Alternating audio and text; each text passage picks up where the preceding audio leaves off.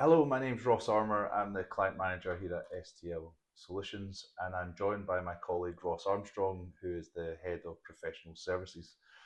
The purpose of today's video is just to give some information to clients around the certificate of lawfulness, otherwise called a call or a CLUD.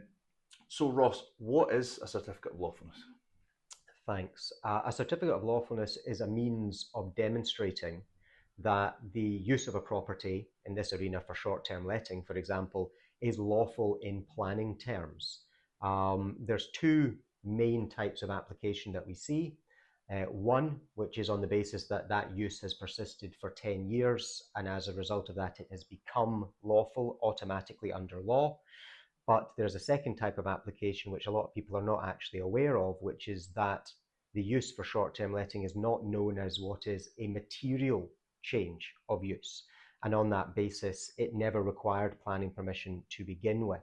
So it is absolutely not a requirement for operators to think, I need to wait for 10 years before I can apply for a certificate of lawfulness. There are other arguments that can be made. Okay, and a lot of clients will come to us and they've obtained their license. So why apply for a certificate of lawfulness if you already have that license? Well, the license is not in and of itself capable of addressing the planning status of a property. So the issuing of a license may be indicative if you've not been asked about your planning status or asked to make a planning permission application. That may indicate that that local authority actually doesn't believe that the use of your property requires planning permission. And that actually in and of itself might be a good reason to go and have that authority put their money where their mouth is and give you a certificate of lawfulness on that basis. But the license in and of itself doesn't address the planning status. It doesn't replace the need for planning permission where it exists. And in some parts of the country, if you're in a control area, having a license might actually require you to take some steps to address your planning status if you're in a control area, for example.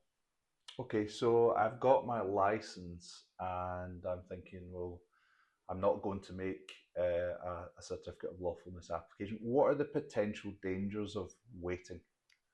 Sadly, we have seen that there can be a danger in waiting. A lot of people are tempted to do exactly as you've said, but it's important to recognize that planning policies change in different local authorities. For example, in Edinburgh, several years ago, you would have been able to obtain a certificate of lawfulness for the use of a house or a flat for short-term letting.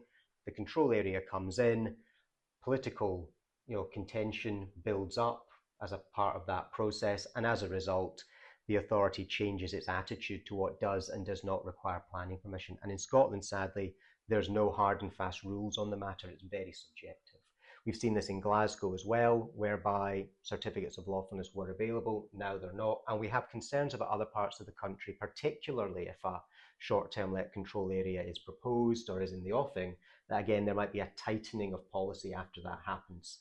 But as I say, even in places like Glasgow where there's no control area, in the offing, they have tightened up their policy as well. So it might be better to make hay while the sun shines if you're in a friendly area rather than risk that. Okay, great.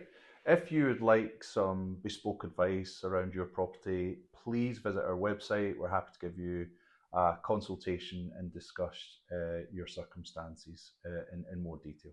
Thanks now.